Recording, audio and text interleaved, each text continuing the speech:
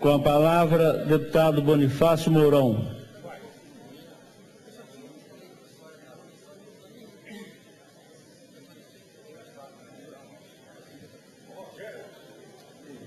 Senhor presidente, senhoras e senhores deputados, nós temos acompanhado pronunciamentos diversos desta tribuna, críticas ao governo desde os tempos de Aécio Neves Anastasia, críticas ao governo atual, Anastasia Alberto Pinto Coelho, comparações deste governo do Estado de Minas Gerais com outros governos de outros estados membros da federação. Então nós viemos aqui hoje, senhoras e senhores deputados, munidos de um caderno de indicadores econômicos e sociais de Minas Gerais 2003-2013, elaborado, entre outros, pela FIENG, ACEMINAS, Federaminas, CDL, FAENG, CIENG, FEComércio, etc. Objeto, aliás, de um pronunciamento do governador Antônio Augusto Anastasia na última semana, lá no auditório da FIENG, com inúmeras pessoas e autoridades presentes, e este pronunciamento tem o objetivo de fazer um resumo desse manual que aqui está em nossas mãos e que traz alguns dados extremamente importantes sobre a administração a partir do choque de gestão iniciada com Aécio Neves e Anastasia até final de 2012. Nós queremos, então, começar dizendo que, deputado Romeu Viegas, em 2003, o choque de gestão tornou-se a principal referência em administração pública no Brasil de hoje e é recomendado pelo Banco Mundial para adoção também em outros países. Nós tivemos 3 etapas fundamentais a partir do início do governo Aécio Neves até os dias atuais do governo Anastasia. Começaram com o choque de gestão em 2003, com equilíbrio fiscal. Continuaram em 2007 e 2010 com a gestão para resultados, procurando a melhoria do desempenho gerencial, visando resultados. E depois já a terceira geração, com a gestão para a cidadania, com o cidadão como foco de todas as ações de governo. Aí nós começamos pelas finanças públicas. Com o saneamento proporcionado pelo choque de gestão, foi possível restabelecer a credibilidade com as instituições financeiras no Brasil e no exterior, o que não havia até 2003. E, em razão disso, em decorrência, em 2012, a agência norte-americana Standard & Poor's, como a agência Moody's, deram para Minas Gerais as melhores notas no Brasil em termos de saneamento de finanças de um modo geral, o que não aconteceu com a Espanha, com a Grécia e com outros países europeus, mas aconteceu em Minas Gerais. E nós continuamos com referência à dívida com a União, que foi objeto também da palestra do governador Anastasia. Todos os deputados aqui já sabem, começou aqui na Assembleia Legislativa, com a iniciativa do presidente Diniz Pinheiro e participação de diversos deputados, um movimento para alterar esse sistema de agiotagem adotado pela União com os Estados-membros, todos devedores da União, e pagando juros extorsivos. Só para dar um exemplo, Minas Gerais começou em 98, naquele contrato assinado, devendo 14 bilhões e 800 milhões. Pagou de 98 até 2012, pagou 25 bilhões e ainda deve 63 bilhões de reais. Isso é totalmente inadmissível e nós falaremos mais sobre essa questão da dívida pública em outras oportunidades. Mas, com referência também a finanças públicas, nós vamos começar a falar, é importante considerar que, na comparação com importantes estados brasileiros, como São Paulo, Rio de Janeiro, Rio Grande do Sul e Paraná, sem se falar nos outros estados, Minas Gerais é o segundo que mais ampliou os seus investimentos graças ao choque de gestão. Vejam, as senhoras e os senhores deputados, em 2002, as despesas com investimentos do governo de Minas foram 775 milhões de reais, valor que saltou para 3,2 bilhões de reais em 2012, um aumento de nada menos que 310%.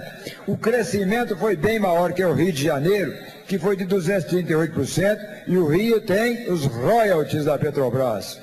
Rio Grande do Sul, que foi de 188%, e o Paraná, que foi de 56%. A fonte, qual é a fonte? São as secretarias da Fazenda desses estados aos quais nós estamos nos referindo. Quando se faz o balanço dos recursos destinados a alguns dos principais serviços prestados pela administração pública à população, tem-se a dimensão do grande alcance social do choque de gestão. Em 2003 e 2012, houve um grande aumento dos investimentos do governo de Minas em saúde, 294%, em segurança, 259%, em educação, 186%. As fontes estão todas comprovadas aqui. E com referência ao trabalho e geração de emprego, o dinamismo da economia mineira, o ambiente favorável aos negócios e a atração de novos investimentos são responsáveis pela geração de um número muito mais relevante de novos postos de trabalho no Estado desde 2013. Em 2011, Minas Gerais teve uma taxa de desemprego de 6%, menor que a do Brasil, que foi de 6,7%. Em 2002, a taxa de desemprego em Minas era de 9% e passou para 6% em 2011, o que representou uma redução de 33%. E qual é a fonte? A fonte é o IBGE, é fonte do governo federal. Antes de dar continuidade, com muito prazer, queremos conceder uma parte ao eminente deputado Rômulo Viegas. Muito obrigado, nosso líder do governo, deputado Bonifácio Mourão. Vossa Excelência, como eu, tivemos a oportunidade de exercer o cargo de prefeito das nossas cidades e, portanto, entendemos um pouco de administração pública. E vale a pena ressaltar aqui, deputado Dalmo Ribeiro, que é muito difícil encontrar no mundo uma gestão pública nas três esferas de governo que tenha total eficiência, 100% de eficiência. Extremamente impossível. Então, quando a gente vê a oposição aqui criticando muito o governo de Minas, Vossa Excelência acaba de dar, deputado Bonifácio Mourão, uma aula para todos nós e para os telespectadores da TV Assembleia, esclarecendo e mostrando a verdade, através de números. Nós não temos a pretensão de atingir 100% de eficiência, porque isso é muito difícil, mas nós temos a grata satisfação de termos os reconhecimentos dos organismos internacionais. Então quero parabenizá-lo, parabenizar o governador Anastasia, porque Minas Gerais avançou mesmo, pegou um estado em 2003 com seríssimas dificuldades. Minas depende, deputado Zé Henrique, de muita exportação. A receita de Minas depende das commodities do minério. Essa receita caiu, mas mesmo assim o governo de Minas, tendo que pagar juros altíssimos para a União, enfrentando o problema da crise internacional, Minas Gerais consegue dar resposta à população de Minas Gerais. Parabéns, nosso líder, continue defendendo juntamente conosco o governo de Minas, porque é um governo em eficiência e resultados. Muito obrigado, deputado Rômulo Viegas. Vossa Excelência está a demonstrar que nós estamos aqui com documentos, com todas as fontes em nossas mãos, e a maioria são fontes federais, IBGE, Ministério da Educação, DataSUS e assim por diante. Então nós temos, o que estamos falando, está comprovado em números e comprovados em documentos, com referência à desigualdade social. A desigualdade social em Minas Gerais diminuiu 11,3% entre 2002 e 2011. Um resultado melhor do que a média do Brasil, que foi 11,1%, e melhor do que da região sudeste, que foi de 10,2%. Isso se explica pelo esforço estadual para o crescimento econômico e a atração de novos investimentos, pela geração de emprego e renda, pelas melhorias em setores como educação e saúde e pelos programas sociais como o programa Travessia, Poupança Jovem e assim por diante, a implantação do Proacesso, responsável por levar asfalto a municípios que antes não dispunham desse benefício, também teve impacto positivo e contribuiu claramente para dinamizar a economia regional e facilitar o acesso a serviços como escolas e hospitais. Os números citados são do índice Gini, um indicador adotado no mundo todo para verificação das desigualdades entre regiões e países. Em 2002, o índice Gini de Minas Gerais era de 0,559 e caiu para 0,496 em 2011. Mas se nós falarmos sobre a questão da esperança de vida, sobre a média de vida das pessoas, nós vamos ver um outro indicador que melhor resume a qualidade de vida de uma população.